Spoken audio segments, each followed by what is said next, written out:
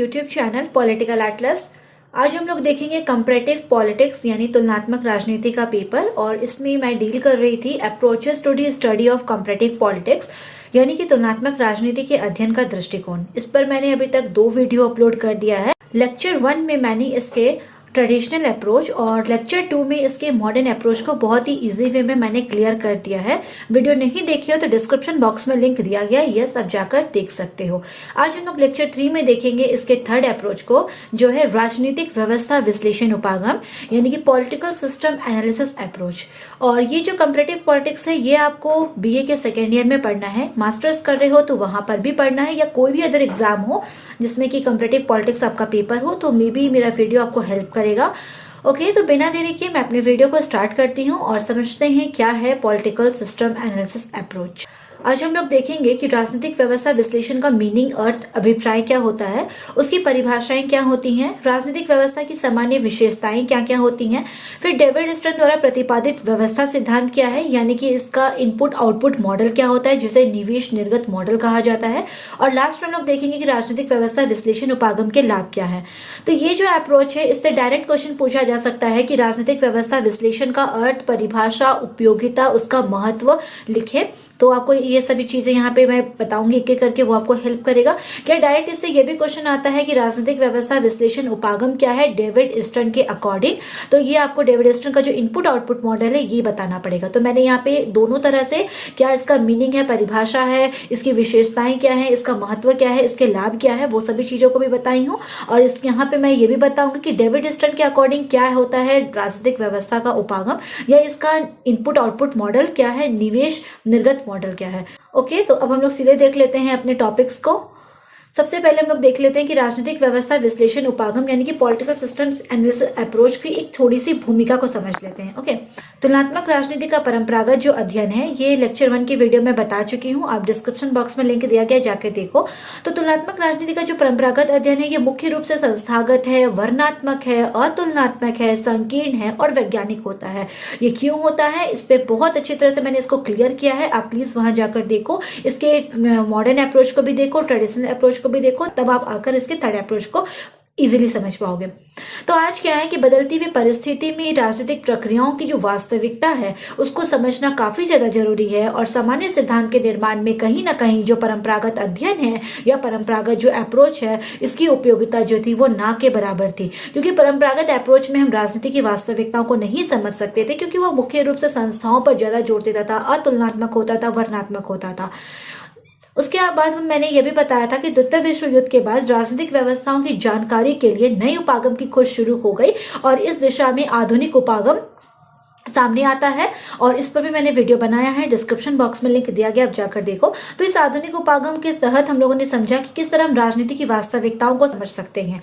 लेकिन क्या हुआ, धीरे धीरे 1945 के बाद विकासशील देश उदय होने लगे, जिसके परिणाम स्वरूप तुलनात्मक राजनीति में और नए दृष्टिकोणों का विकास शुरू हो गया, और इस नए दृष्टिकोणों में राजनीतिक व्यवस्था उपागम का विशेष महत्व है, जिसको आज हम लोग समझेंगे। तो तुलनात्मक राजनीति के अंतर्गत व्यवस्था विश्लेषण सिद्धांत जो है ये कहीं ना कहीं अमेरिकन राजनीति शास्त्रियों की देन रही है। सबसे पहले इस सिद्धांत का प्रयोग यानी व्यवस्था सिद्धांत का प्रयोग प्राकृतिक विज्ञान में हुआ, फिर समाजशास्त्र से होता हुआ राजनीतिक विश्लेषण का यह आधार बना है। तो तुलनात्मक राजनीति में जो व्यवस्था विश्लेषण है इसकी आवश्यकता क्यों हुई, इसके कुछ कारण है, उसको भी समझ लेते हैं। सबसे पहले है कि आधुनिक तुलनात्मक विश्लेषण में पुरानी अवधारणाएं जैसे कि राष्ट्र क्या है, राज्य क्या है, संविधान क्या है, ये जो प्रत्यय रहे थे इसकी उपयोगिता कहीं ना कहीं कम होने लगी, यानी पुरानी अवधारणा की उपयोगिता अब आधुनिक तुलनात्मक राजनीति में इसकी उपयोगिता कम महसूस होने लगी। फिर तुलनात्मक राजनीति के अधिक व्यापक ढांचे की आवश्यकता सामने आने लगी कि अब हम तुलनात्मक राजनीति को अधिक व्यापक ढंग से समझ सकते हैं, इसकी आवश्यकता दिखने लगी। फिर तुलनात्मक राजनीति में कहीं ना कहीं विचारधारा से मुक्त एक दृष्टिकोण की आवश्यकता का भी जरूरत सामने आने लगा कि कहीं ना कहीं एक ऐसा दृष्टिकोण होना चाहिए जो पूरी तरह से विचारधारा से फ्री हो, जो पूरी तरह से विचारधारा से मुक्त हो। फिर तुलनात्मक राजनीति में कहीं ना कहीं यथार्थवादी दृष्टिकोण की आवश्यकता का भी जरूरत सामने आने लगा कि कहीं ना कहीं हमें एक व्यवहारवादी दृष्टिकोण को अपनाना होगा, और इस दिशा में यह भी देखा गया कि कहीं ना कहीं हमें वैज्ञानिक स्टडी यानी कि वैज्ञानिक अध्ययन करना है, तो तुलनात्मक राजनीति को हमें साइंटिफिक एक स्टडी के रूप में भी समझना होगा, उस रूप में भी अध्ययन करना होगा। इसलिए हम तुलनात्मक राजनीति को कहीं ना कहीं यथार्थवादी दृष्टिकोण के रूप में वैज्ञानिक अध्ययन बनाने के लिए, उसे अधिक व्यापक ढांचे में ढालने के लिए और उसके लिए नए दृष्टिकोणों की आवश्यकता महसूस होने लगी, और इसके संबंध में व्यवस्था विश्लेषण सिद्धांत सामने आता है। क्लियर है? ओके, अब हम लोग सीधे आते हैं कि राजनीतिक व्यवस्था विश्लेषण का क्या अभिप्राय है, इसका मीनिंग क्या है, इसका अर्थ क्या है। तो जो राजनीतिक व्यवस्था है, इसकी अवधारणा का अर्थ जानने से पहले हमें यहाँ पे सामान्य व्यवस्था सिद्धांत का अर्थ समझना होगा। यानी जो व्यवस्था है ना, ये सामान्य रूप से क्या होता है, इसका मीनिंग क्या है, इसे समझना होगा। कि व्यवस्था यानी कि सिस्टम की अवधारणा पर ही हमारा पॉलिटिकल सिस्टम यानी कि राजनीतिक व्यवस्था टिका हुआ है। इसलिए हमें पॉलिटिकल सिस्टम को समझने से पहले व्यवस्था का सामान्य अर्थ को समझना होगा। तो जो सामान्य व्यवस्था सिद्धांत है, इसका प्रारंभिक अध्ययन 1920 में हुआ था और जीवशास्त्री बटर लैम्पी ने इसकी शुरुआत की थी अध्ययन के द्वारा। लेकिन समाज विज्ञान में सबसे पहले इसका प्रयोग मानवशास्त्र, फिर समाजशास्त्र, देन मनोविज्ञान और तब जाके हमारे पॉलिटिकल साइंस यानी कि राजनीतिक विज्ञान में इसका प्रयोग होने लगा व्यवस्था सिद्धांत का।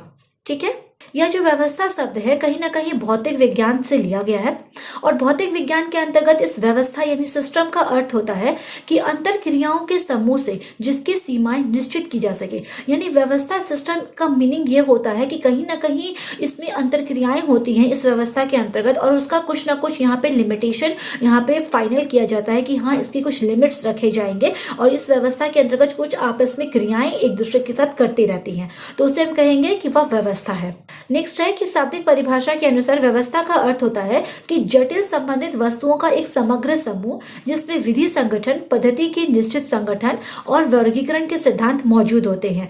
कहने का मतलब है जो सिस्टम ऐसा होगा जिसमें कुछ वस्तुओं का एक आपस में बोल सकते हैं कि कलेक्शन होता है, ग्रुप होता है, जहाँ पे कुछ संगठित समूह रहते हैं, जहाँ पे विधि के अनुसार संगठन किया जाता है, कुछ पद्धतियां होती हैं जिसमें निश्चित सिद्धांत होते हैं। देन उसको हम क्लासिफाई कर सकते हैं, वर्गीकरण कर सकते हैं, उसको हम डिवाइड कर सकते हैं। तो ऐसे सिद्धांतों का एक समूह होता है जिसे हम कहते हैं व्यवस्था। तो एक ऐसी व्यवस्था होनी चाहिए जो संगठित हो और उसके जितने भी अंग हैं आपस में जुड़ी होनी चाहिए। यदि किसी भी स्थान पर हमें संगठन मिलता है या जहां से संगठित होने के कुछ गुण पाए जाते हैं और उसके सभी अंग एक दूसरे से जुड़े होते हैं तो वहां व्यवस्था विद्यमान रहती है। यस, यदि किसी भी स्थान पर हमें कुछ संगठन मिल रहा है जहां पे कुछ या फिर संगठन होने के कोई गुण पाए जाते हैं, जहां सभी जो अंग हैं एक दूसरे से आपस में इंटर रिलेटेड है, तो हम कह सकते हैं कि वहां पे कहीं ना कहीं व्यवस्था है, सिस्टम है। तो ये जो सिस्टम है या फिर व्यवस्था है, इसमें देखा जाए तो तीन कुछ गुण होते हैं, पाए जाते हैं। सबसे पहला है व्यापकता, यानी जो व्यवस्था है उसे व्यापक होनी चाहिए। व्यापकता का अर्थ है कि व्यवस्था के अंतर्गत सभी परस्पर क्रियाओं को शामिल करना। दूसरा है अन्योन्याश्रय, यानी कि इसका मतलब होता है कि एक दूसरे पर आश्रित होना या एक दूसरे को प्रभावित करना। तो ये भी व्यवस्था में एक बोल सकते हैं कि इसकी क्वालिटी होती है कि व्यवस्था एक दूसरे पर टिकी होती है और या फिर एक दूसरे को प्रभावित करती है, यानी व्यवस्था अन्योश्रित होती है। तीसरा होता है सीमाएं, यानी व्यवस्था की कुछ ना कुछ सीमाएं होती हैं, लिमिटेशंस होती हैं। सीमाओं से मतलब होता है कि प्रत्येक व्यवस्था किसी एक बिंदु से शुरू होती है और एक निश्चित स्थान पर उसका अंत होता है। अतः एक बिंदु जहां पर अन्य व्यवस्थाओं की सीमाएं समाप्त होती है और राजनीतिक व्यवस्था की सीमा प्रारंभ होती है, उसे राजनीतिक व्यवस्था की सीमा कहते हैं। कहने का मतलब है कि कुछ अन्य व्यवस्थाओं की सीमाएं समाप्त हो रही है किसी पॉइंट पर और राजनीतिक व्यवस्था की सीमा वहां से शुरू हो रही है, तो उसे हम राजनीतिक व्यवस्था की सीमा कहेंगे। तो ये जो तीन क्वालिटी होती हैं किसी न किसी व्यवस्था में या सिस्टम में, कि व्यवस्था को व्यापक होना चाहिए, व्यवस्था को एक दूसरे पर आश्रित होना चाहिए, तीसरा की व्यवस्था में कुछ न कुछ सीमा जरूर होना चाहिए। तो ये तीन क्वालिटीज है व्यवस्था के जो उसके अर्थ को और ज्यादा क्लियर करता है। आगे देख लेते हैं क्या है। तो इस प्रकार व्यवस्था का अर्थ है कि मानवीय संबंधों का स्वरूप और कोई भी मानवीय संबंध की संरचना राजनीतिक व्यवस्था बन जाती है यदि उसके अंतर्गत शक्ति हो, नियम हो और सत्ता के तत्व मौजूद हो। कहने का मतलब है कि व्यवस्था जो है मानवीय संबंधों का स्वरूप होती है और कोई भी राजनीतिक संरचना या कोई भी संरचना राजनीतिक व्यवस्था तभी बनेगी जब उसके अंतर्गत शक्ति होगा, नियम होगा और सत्ता होगा। यानी इसका मतलब कि उसके अंतर्गत उसमें पावर होना चाहिए, कुछ नियम होने चाहिए और वहां पर सत्ता मौजूद होनी चाहिए, तभी कोई भी व्यवस्था या संरचना राजनीतिक व्यवस्था बन जाती है। राजनीतिक व्यवस्था केवल राजनीतिक संस्थाओं तक ही सीमित नहीं होती है, बल्कि उसमें समूह, जाति, चर्च या किसी भी प्रकार की व्यवसायिक संगठन में राजनीतिक व्यवस्था की हम कल्पना कर सकते हैं। यानी प्रत्येक संगठन का एक राजनीतिक पहलू होता है। यानी कोई भी संगठन हो जहाँ पे व्यवस्था पाई जाती है उसका राजनीतिक पहलू हो सकता है। कब होगा? जब उसके अंतर्गत शक्ति मौजूद होगा, उसमें कुछ नियम बने होंगे और कहीं ना कहीं उसमें सत्ता के तत्व भी मौजूद होंगे। तो ऐसी व्यवस्था जो राजनीतिक पहलू के से जुड़ी है, जिसमें शक्ति है, नियम है, सत्ता है, वह व्यवस्था राजनीतिक व्यवस्था कहला सकती है। ठीक है। अब हम लोग आ जाते हैं राजनीतिक व्यवस्था की परिभाषाएं देख लेते हैं कुछ विद्वानों के अकॉर्डिंग। तो सबसे पहले है डेविड स्टर्न। इनका कहना है किसी समाज में पारस्परिक क्रियाओं की ऐसी अवस्थाओं को जिनसे उस समाज में बाध्यकारी या अधिकारपूर्ण नीति निर्धारित होती है राजनीतिक व्यवस्था कहलाती है। डेविड स्टर्न ये कहते हैं कि किसी भी समाज में कुछ क्रियाएं होती हैं जो आपस में एक दूसरे से जुड़ी होती हैं, जो उस समाज में कहीं ना कहीं बाध्यकारी होती है या फिर कुछ उसके अंतर्गत नीति निर्धारण का भी कार्य होता है, तो वह व्यवस्था राजनीतिक व्यवस्था कहलाती है। नेक्स्ट है रॉबर्ट डहल। इनका कहना है कि राजनीतिक व्यवस्था मानव संबंधों का वह स्थायी संस्वरूप है जिसके अंतर्गत शक्ति, नियम और सत्ता महत्वपूर्ण मात्रा में अंतर्ग्रस्त हो। तो रॉबर्ट डहल ये कहना चाहते हैं कि जो हमारा पॉलिटिकल सिस्टम है ये ह्यूमन रिलेशन से जुड़ा होता है, जिसमें शक्ति होगा, पावर होगा, कुछ नियम बनाए जाते हैं और उसके अंतर्गत सत्ता भी मौजूद होते हैं या सत्ता के तत्व मौजूद होते हैं, तो वह व्यवस्था राजनीतिक व्यवस्था कहलाती है। नेक्स्ट है आमंड और पावेल के अकॉर्डिंग। तो इनका कहना है कि राजनीतिक व्यवस्था से इसके अंगों की अंतर्निर्भरता और इसके पर्यावरण में किसी न किसी प्रकार की सीमा का बोध होता है। यानी पॉलिटिकल सिस्टम के अंतर्गत क्या होते हैं, इसके जितने भी अंग होते हैं एक दूसरे से जुड़े होते हैं, इंटरडिपेंडेंसी इसके अंतर्गत पाया जाता है, जो पर्यावरण में किसी न किसी प्रकार की सीमा के साथ जुड़े होते हैं, यानी इनमें कहीं ना कहीं लिमिटेशंस भी होता है और इसके अंग आपस में जुड़े होते हैं जो एक साथ क्रियाएं करती हैं। तो आमंड और पावेल यह कहते हैं कि व्यवस्था ऐसी होती है। तो संक्षेप में हम कह सकते हैं कि राजनीतिक व्यवस्था एक ऐसी उपव्यवस्था है जिसके विभिन्न भागों में एक ऐसी संबंध सूत्रता पाई जाती है कि व्यवस्था के किसी भी भाग में हुआ कोई भी परिवर्तन अन्य अंतःक्रियाशील अंगों और संपूर्ण राजनीतिक व्यवस्था में भी अनुकूल परिवर्तन ला देता है। कहने का मतलब है कि जो हमारा पॉलिटिकल सिस्टम है एक ऐसा बोल सकते हैं कि उपव्यवस्था है, अगर इसके किसी भी भाग में परिवर्तन होता है तो इसका अर्थ होता है कि पूरे व्यवस्था में या पूरे पॉलिटिकल सिस्टम में ही कोई ना कोई अनुकूल परिवर्तन आ जाता है। यानी व्यवस्था के किसी भी भाग में थोड़ा सा भी परिवर्तन होगा, थोड़ा सा भी चेंज होगा तो वो पूरी व्यवस्था को ही बदल कर रख देगी। ये होता है राजनीतिक व्यवस्था। ठीक है, अब हम लोग राजनीतिक व्यवस्था कुछ विशेषताओं को देख लेते हैं जो इसकी सामान्य विशेषताएं हैं।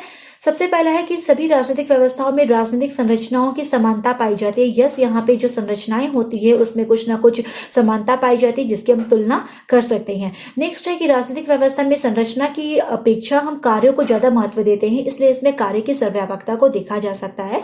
नेक्स्ट है कि राजनीतिक व्यवस्था में राजनीतिक संरचनाओं की विविधता पाई जाती है और राजनीतिक व्यवस्थाएं विविध कार्यों को संपन्न करती है। यस, जो हमारा पॉलिटिकल सिस्टम है कि कार्य को नहीं करता या अनेक कार्य को करता है, इसलिए हम कह सकते हैं कि यह विविध कार्यों को संपन्न करती है।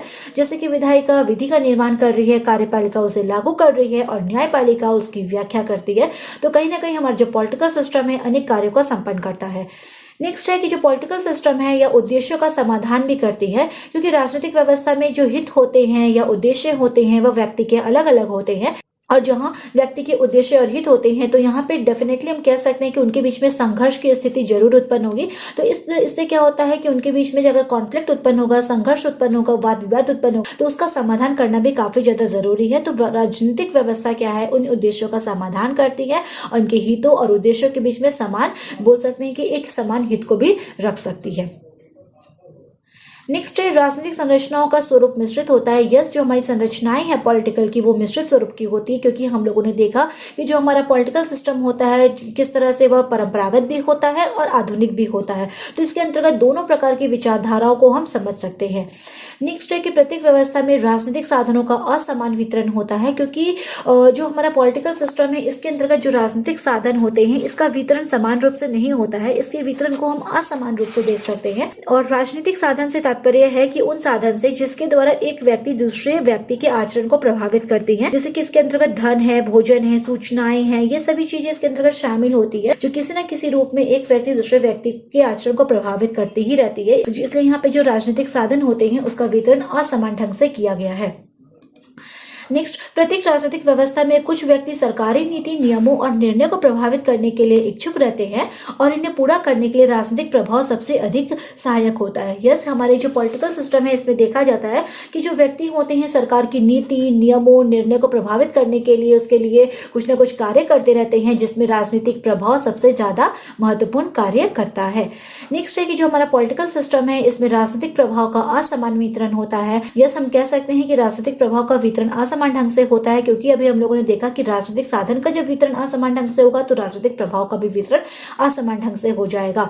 नेक्स्ट है कि प्रत्येक राजनीतिक व्यवस्था में वैधता या औचित्य की प्राप्ति होती है। यस, क्योंकि प्रत्येक राजनीतिक व्यवस्था में नेतागण जो होते हैं वे अपने कार्य को वैध बनाने का प्रयास करते हैं। तो ये लोग क्या करते हैं, अपने कार्यों को वैधता की दृष्टि से सामने रखना चाहते हैं ताकि वे गलत ना दिखे और अपनी जो स्वार्थ है उसको पूरा करते रहे। यस, तो पॉलिटिकल जो सिस्टम है इसमें वैधता या औचित्य की प्राप्ति भी हो जाती है। नेक्स्ट है, किसी भी राजनीतिक व्यवस्था को विचारधारा का विकास करना होता है जिससे कि विकास की दिशा, पथ और उद्देश्य आदि निश्चित हो सके। प्रत्येक राजनीतिक व्यवस्था का अपना व्यक्तित्व बना रहे, इसकी व्यवस्था विचारधारा के आधार पर ही टिकी होती है।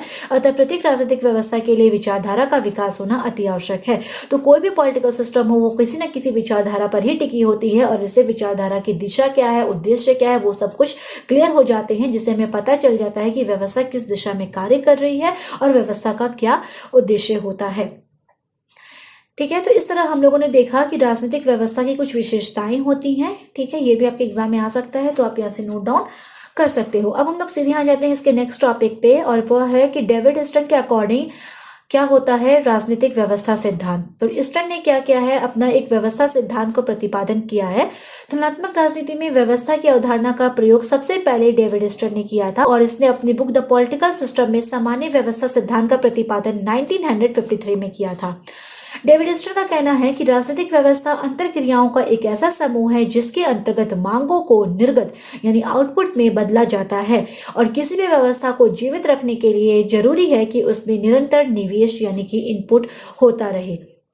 तो डेविड ईस्टन का ये हम बोल सकते हैं कि व्यवस्था उपागम है या व्यवस्था विश्लेषण सिद्धांत है, जिससे हम इनपुट आउटपुट मॉडल भी कहते हैं। इसे आगे मैं और अच्छे से क्लियर करूंगी। तो यहाँ पे डेविड ईस्टन क्या कहना चाहते हैं कि जो व्यवस्था होती है, पॉलिटिकल सिस्टम जो होता है, वो कहीं ना कहीं अंतर क्रियाओं का एक समूह होता है जिसमें कुछ मांगे रखी जाती है, और ये जो मांगे होती है, डिमांड्स होती हैं, ये पर्यावरण के थ्रू आती हैं और इन मांगों को हम आउटपुट में, निर्गत में बदल सकते हैं। ये जो आउटपुट होती हैं, इनपुट होती हैं, इसके लिए जरूरी है हमारा एक परिवेश होना, हमारा एक पर्यावरण होना। तो किसी भी व्यवस्था को हमें जीवित रखना है तो उसमें इनपुट होना चाहिए, और जब इनपुट आ रहा है तो उसका आउटपुट भी होना चाहिए। निवेश के बिना कोई भी व्यवस्था कार्य नहीं करेगी और निर्गत के बिना उनके कार्यों को समझा नहीं जा सकता। इसलिए यहाँ पे डेविड ईस्टन ने इनपुट के महत्व को समझाया है और आउटपुट के महत्व को समझाते हुए अपना इनपुट आउटपुट मॉडल यानी निवेश निर्गत मॉडल ही प्रस्तुत किया है, जिसे आगे हम डील करते हैं। ओके, ये रहा डेविड ईस्टन का राजनीतिक व्यवस्था प्रतिमान, इनपुट आउटपुट मॉडल, निवेश निर्गत मॉडल। इससे डायरेक्ट क्वेश्चन आता है तो आपको यहां से आंसर करना पड़ेगा। ठीक है, अगर पूछा जाए कि राजनीतिक व्यवस्था विश्लेषण सिद्धांत क्या है, तो ऊपर तक मैंने जो भी चीजें बताई है वो आप नोट डाउन कर लेना। और अगर पूछा जाता है कि डेविड ईस्टन के अकॉर्डिंग व्यवस्था सिद्धांत क्या है, तो यहां से आपका आंसर जाएगा। ठीक है, यहां से आपका आंसर जाएगा डेविड ईस्टन के अकॉर्डिंग। ओके, तो ये इसका एक मॉडल है, इसे मैं क्लियर कर देती हूँ। देखिए, यहाँ पे सबसे बीच में हमारा होता है परिवर्तन की प्रक्रिया, लेफ्ट हैंड साइड में हमारा निवेश होता है जिसे हम इनपुट कहते हैं, और राइट हैंड साइड में निर्गत यानी कि आउटपुट होता है, और बीच में हमारा इन्वायरमेंट होता है, पर्यावरण, और ये होता है पुनर्निवेशन जिसे हम कहते हैं फीडबैक। ओके, तो ये जो परिवर्तन की प्रक्रिया है, या फिर हम इसे कह सकते हैं कि एक व्यवस्था के रूप में ये कैसे कार्य करता है, उसे समझिए। इनपुट है, जो इनपुट दो तरह से होता है, मांग और समर्थन, यानी कि ये पर्यावरण से कुछ मांगे रखी जाती है और इन मांगों के पीछे, डिमांड के पीछे सपोर्ट होता है जिसे हम समर्थन कहते हैं। जब ये व्यवस्था के अंतर्गत आती है तो यहाँ पे परिवर्तन की प्रक्रिया शुरू हो जाती है जो पर्यावरण से प्रभावित होती है, और कहीं ना कहीं इसे कई तरह से प्रभावित होते हुए ये इनपुट के रूप में आगे निकलती है, और ये जो मांग रखे गए हैं या समर्थन, जो से मांगों को समर्थन मिल रहा है, ये एक निर्णय के रूप में सामने आते हैं जिसे हम आउटपुट या फिर निर्गत कहते हैं। ठीक है, और ये आउटपुट या हमारे सामने आ जाता है निर्णय के रूप में, तब ये पर्यावरण में वापस पहुंच जाती है, जिससे कि हम फीडबैक के रूप में भी समझ सकते हैं, और फीडबैक यहाँ पे हम देख सकते हैं। तो यही है डेविड ईस्टन का इनपुट आउटपुट मॉडल। अब निवेश क्या है, निर्गत क्या है, मांग समर्थन क्या होता है, पर्यावरण क्या है, पुनर्निवेशन क्या है, इसे एक एक करके मैं डील कर देती हूँ ताकि आपका इनपुट आउटपुट मॉडल और अच्छे से क्लियर हो जाए। ठीक है, देखिए, सबसे पहला है इनपुट यानी जिसे हम कहते हैं निवेश। तो निवेश से तात्पर्य है मांग और समर्थन। प्रत्येक राजनीतिक व्यवस्था के सामने पर्यावरण से कुछ मांगे रखी जाती है और इन मांगों के पीछे मांग रखने वालों का समर्थन होता है, जो राजनीतिक व्यवस्था में निर्णय लेने वालों का ध्यान उन मांगों की ओर आकर्षित करता है। कहने का मतलब है, ये जो निवेश है ये दो प्रकार से होते हैं, मांग और समर्थन के रूप में। मांग जो होती है पर्यावरण से आती है, ठीक है, इन्वायरमेंट से मांगे सामने आती है, और मांग रखे जाने के पीछे इनका समर्थन होता है जो मांगों को रखते हैं। इसके साथ जो समर्थन है वो राजनीतिक व्यवस्था को विभिन्न प्रकार की मांगों से निपटने की शक्ति भी प्रदान करती है। यह समर्थन उसकी मांगों की पूर्ति की क्षमता पर निर्भर करता है, और ये जो समर्थन होता है, मांगों की पूर्ति किस प्रकार होगी उसकी क्षमता पर डिपेंड करता है समर्थन। मांग होते हैं, इनका जो जन्म होता है सामाजिक पर्यावरण में होता है, जैसे कि मैंने पहले ही बता दिया कि ये पर्यावरण से आती है डिमांड्स। और दूसरी तरफ हम लोग देखें तो मांगों को वैधता कौन देगा, मांगों की व्यवस्था की क्षमता कौन करेगा, उन्हें स्थायित्व कैसे प्रदान करेगा। तो इन सभी चीजों को हम समझेंगे किसके थ्रू, समर्थन के थ्रू। यानी जब तक समर्थन नहीं होगा हम मांगों की वैधता, क्षमता, उसके स्थायित्व को नहीं समझ सकते हैं। तो कितनी भी प्रकार की मांगे क्यों ना रखी जाए, जब तक समर्थन नहीं होगा उस मांग को हम समझ नहीं सकते हैं, और वो पर्यावरण से आए लेकिन वह मांग आगे व्यवस्था में नहीं जा सकती जब तक कि समर्थन नहीं मिल सके। तो ये होता है निवेश, जो मांग और समर्थन यानी डिमांड और सपोर्ट से मिलकर बनी होती है। क्लियर है? अब हम एक एक करके डिमांड क्या है, सपोर्ट क्या है, उसको भी समझ लेते हैं। सबसे पहला आता है मांगे यानी डिमांड्स। तो मांगे हमें यह बताने में हेल्प करती हैं कि किस तरह से पर्यावरण संपूर्ण जो पॉलिटिकल सिस्टम है उस पर अपना प्रभाव डालती हैं। मांगे कई प्रकार की हो सकती है, संकीर्ण हो सकती है, विशिष्ट हो सकती है, या फिर ये सामान्य हो सकती हैं। मांगों की अपनी एक दिशा होती है, और मांगों का जो बहाव है हमेशा सत्ता की ओर होता है, और ये दो रूप में होते हैं, सुझाव भी हो सकते हैं और निर्देश के रूप में भी हो सकते हैं। यानी जो मांग रखी जा रही है हो सके यह हमारे सिस्टम को सुझाव दे या फिर हमारे सिस्टम को एक निर्देश दे सके। मांग जो होती है वह दो प्रकार की होती है, स्पष्ट हो सकती है, क्लियर हो सकती है, और दूसरा ये अस्पष्ट हो सकती है। ठीक है? और मांगे जो होती है ये व्यक्तिगत स्वार्थ को लेकर भी हो सकती है या फिर जनता के हित को भी लेकर हो सकती है। तो मांगे जो होती है पर्यावरण से रखी जाती है, जिसके थ्रू हम समझ सकते हैं कि राजनीतिक व्यवस्था पर ये कैसा प्रभाव डाल रही है और ये कितने प्रकार की होती है, इसके रूप क्या है, यहाँ से आप नोट डाउन कर सकते हो। मांग के साथ साथ समर्थन भी आता है, और समर्थन हम कह सकते हैं कि महत्वपूर्ण निवेश है, इनपुट है, जिसके होने या ना होने से महत्वपूर्ण परिणाम निकलते हैं। अगर समर्थन नहीं होगा तो जो मांग रखी गई है उसका कोई औचित्य नहीं होगा। तो प्रत्येक व्यवस्था कुछ ना कुछ कार्य करती है, और कार्य करने के लिए सपोर्ट का होना काफी ज्यादा जरूरी है। बिना सपोर्ट के मांगों का कोई औचित्य नहीं रह जाता है।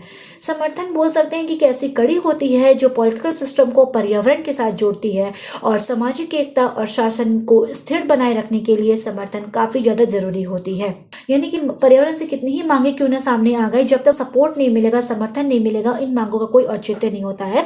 और ये जो समर्थन होता है ये राजनीतिक व्यवस्था को डायरेक्टली पर्यावरण के साथ जोड़ती है, इसलिए निवेश में समर्थन, मांग के साथ साथ समर्थन भी काफी ज्यादा जरूरी होता है। इनपुट हो गया, यहाँ पे हम लोगों ने इनपुट को बहुत अच्छे से क्लियर कर लिया है। ठीक है, मांग और समर्थन के रूप में। अब हम लोग सीधे समझते हैं निर्गत यानी कि आउटपुट क्या होता है। ओके, आउटपुट यानी निर्गत। तो निर्गत वे उत्पादित वस्तुएं हैं जो निवेश के रूपांतरण के बाद प्राप्त होती हैं। निवेश को समर्थन द्वारा सूत्रबद्ध करके व्यवस्था के सामने निर्णय लेने के लिए रखा जाता है। इस प्रकार निर्गत व्यक्तियों द्वारा रखी गई मांगों पर राजनीतिक व्यवस्था का निर्णय है। अभी मैंने जैसे बताया कि इनपुट में मांग रखी जाती है पर्यावरण से, और इन मांगों के पीछे समर्थन होता है। फिर ये हमारी एक प्रोसेस है, परिवर्तन की प्रक्रिया, जैसे कि मैंने अभी यहाँ बताया था परिवर्तन प्रक्रिया, इसमें ये मांगे रखी गई। तो इन मांगों के अंतर्गत क्या होते हैं, सुझाव भी होते हैं, निर्देश भी होते हैं। जब ये मांग परिवर्तन की प्रक्रिया के अंतर्गत यानी व्यवस्था में आती है तो इसमें कुछ चेंजिंग होता है और ये निर्णय के रूप में सामने आती है। तो निवेश जब निर्णय के रूप में सामने आता है तो उसे हम निर्गत कहते हैं। ठीक है, तो निर्गत क्या हो गए, निवेश जो है यानी कि जो मांग और समर्थन के रूप में जो निवेश आती है उसका रूपांतरण हो जाता है। उसके बाद जो निर्णय प्राप्त होते हैं वही निर्गत कहलाती हैं, आउटपुट कहलाती हैं, जो व्यक्तियों के द्वारा या समाज के द्वारा रखी जाती है, और ये राजनीतिक व्यवस्था का अपना एक निर्णय होता है जिसे हम आउटपुट कहते हैं। ठीक है, फिर आता है पुनर्निवेशन यानी कि फीडबैक क्या होता है। तो जो निर्गत है इसका उद्देश्य सदस्य की आवश्यकताओं को पूरा करना होता है। इनपुट के थ्रू मांगे रखे गई और आउटपुट के थ्रू निर्णय सामने आए। तो फीडबैक के थ्रू हम समझ सकते हैं कि जो निवेश में जो मांगे रखी गई थी उनका उद्देश्य जो था वो पूरा हुआ है या नहीं, या उनकी आवश्यकताएं पूरी हुई है या नहीं, तो इसे हम फीडबैक के थ्रू समझ सकते हैं। तो व्यवस्था के निर्गत से सदस्य की आवश्यकताएं पूरी हुई है या नहीं, इस संबंध में जनता की क्या प्रतिक्रिया है, और इस प्रकार जो भी सूचनाएं अधिकारीगणों के पास पहुंचती है उसे हम पुनर्निवेशन यानी कि फीडबैक कहते हैं। और राजनीतिक व्यवस्था के अंतर्गत संपादित होने वाली सभी कार्य में सबसे महत्वपूर्ण कार्य फीडबैक होना काफी ज्यादा जरूरी है, या इसे हम फीडबैक का एक चक्र या पुनर्निवेशन चक्र भी कहते हैं। यानी जो मांगे रखी गई है निवेश के थ्रू, इनपुट के थ्रू, जब वो रूपांतरण प्रक्रिया के फलस्वरूप निर्णय के रूप में यानी आउटपुट के रूप में सामने आती है, तो वो उसके बाद वो फीडबैक यानी कि पर्यावरण में जाती है, और पर्यावरण में फीडबैक होता है जिसके थ्रू समझ में आता है कि जो मांगे सदस्य ने या व्यक्तियों ने जो अपनी मांगे रखी थी क्या वो उनकी मांगों को पूरा किया गया है या नहीं।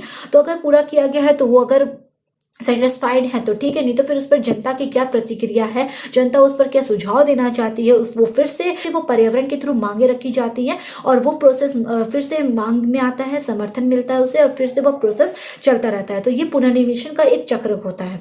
देखिए इसे मैं डायग्राम के थ्रू और इजिली समझा देती हूँ। यहाँ पे सबसे पहले पर्यावरण से कुछ मांगे रखी जाती हैं निवेश के रूप में, जिनका समर्थन होता है, यानी इनपुट हो गया। अब ये मांगे आगे बढ़ती है, व्यवस्था के अंतर्गत जाती है, जहां पे ये व्यवस्था में परिवर्तन की प्रक्रिया या रूपांतरण की प्रक्रिया होती है। जो मांगे रखी गई हैं ये निर्गत के रूप में, निर्णय के रूप में सामने आती है, जिसे हम आउटपुट कहते हैं। अब ये आउटपुट हो गया, निर्णय ले लिया सरकार ने, क्या निर्णय लिया, ये जो निर्णय लिया इसे ये लोग पर्यावरण में यानी कि हमारे सामने छोड़ देते हैं और निर्णय को जनता के सामने रख देते हैं। ठीक है, तो ये निर्णय अब पर्यावरण में फिर से आ गई। पर्यावरण में एक फीडबैक यानी पुनर्निवेशन होता है। इस फीडबैक में पता चलता है कि जो जनता ने अपनी मांगे रखी थी, क्या उनकी मांगे पूरी हुई है या नहीं, उनकी आवश्यकताओं को सरकार ने समझा है या नहीं समझा है। तो ये फीडबैक में आता है। तो फीडबैक में हम ये भी देख लेते हैं कि जनता का इस पे जो निर्णय लिया है सरकार ने, इस पे जनता का क्या रिएक्शन होता है। ठीक है, तो उसको भी समझ सकते हैं। अगर जनता खुश है तो ठीक है, सेटिस्फाइड है तो ठीक है, और नहीं है तो ये फीडबैक के थ्रू फिर से यहाँ पे कुछ सुझाव आएंगे पर्यावरण से और फिर से ये निवेश में यानी इनपुट में फिर से ये मांगे रखी जाएंगी, इनको समर्थन मिलेगा, फिर से ये रूपांतरण की प्रक्रिया में व्यवस्था में जाएंगे, फिर से निर्णय लिए जाएंगे, फिर ये पर्यावरण में आएंगे, फिर से फीडबैक में होगा, सेटिस्फैक्शन मिला तो ठीक है, नहीं तो फिर से ये मांगे के रूप में फिर से व्यवस्था के रूप में चली जाएगी या घुसते हुए अंदर ये प्रोसेस बढ़ता जाएगा। तो इस तरह से हम देख सकते हैं कि यह जो इनपुट आउटपुट मॉडल चलता ही जाता है, ये अगतिशील नहीं है, बल्कि ये एक रेगुलेटिव वे में ये आगे बढ़ता जाता है और ये प्रक्रिया सिस्टमैटिक रूप से आगे बढ़ता जाता है। ठीक है, मांगे रखी गई पर्यावरण के थ्रू, इनपुट हुआ, इनपुट परिवर्तन की प्रक्रिया में गया, फिर आउटपुट आया, आउटपुट से ये फीडबैक में आया पर्यावरण में, फिर ये सेटिस्फैक्शन हुआ तो ठीक है, नहीं तो फिर से इनपुट होगा। तो इस तरह से इनपुट आउटपुट मॉडल ये चलता ही रहता है। ठीक है, ओके। अब है पर्यावरण। जो राजनीतिक व्यवस्था है वातावरण और समाज की पद्धति द्वारा प्रभावित होती है, जिसके थ्रू हम मांगों को देखें कि यहाँ पे जनता की अपनी कुछ मांग होती हैं, डिमांड्स होती हैं, जिसे समर्थन मिलता है और ये इनपुट में जाती है। इनपुट से ये व्यवस्था में जाएंगी, निर्णय के रूप में सामने आएंगी तो वह आउटपुट हो जाएगा और आउटपुट के रूप में जब निर्णय लिया जाएगा ये फिर से पर्यावरण में आती है जो फीडबैक में जाती है। तो पर्यावरण का होना भी इनपुट आउटपुट मॉडल में काफी ज्यादा जरूरी होता है। ठीक है, तो ये हो गया डेविड स्टर्न का इनपुट आउटपुट मॉडल। क्लियर है? आई होप कि क्लियर हो गई होंगी यहाँ पे चीजें। ठीक है, चलिए आगे देख लेते हैं क्या है।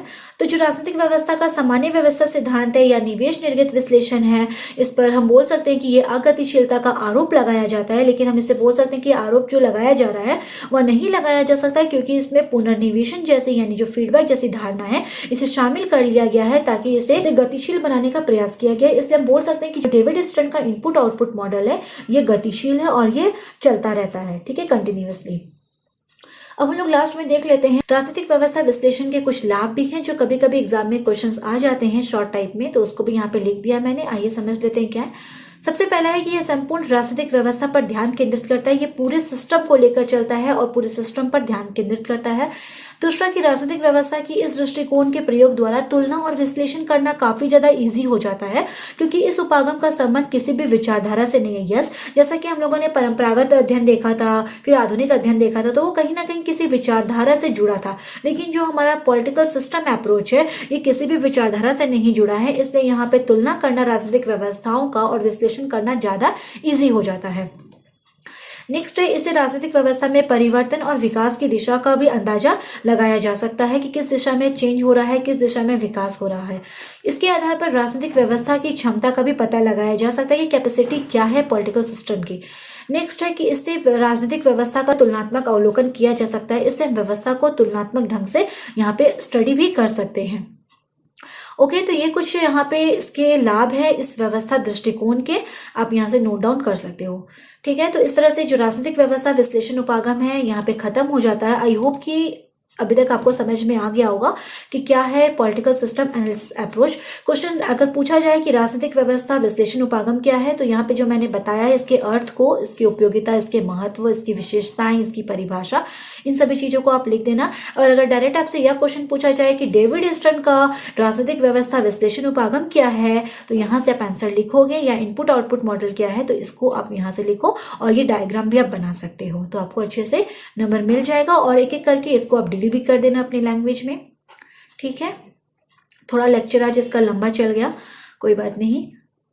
चलिए अब अपने लेक्चर के एंड पे आ जाते हैं। अगर आज का आपको मेरा वीडियो अच्छा लगा हो तो प्लीज़ मेरे वीडियो को लाइक करें और अपने फ्रेंड्स के साथ शेयर भी जरूर करें।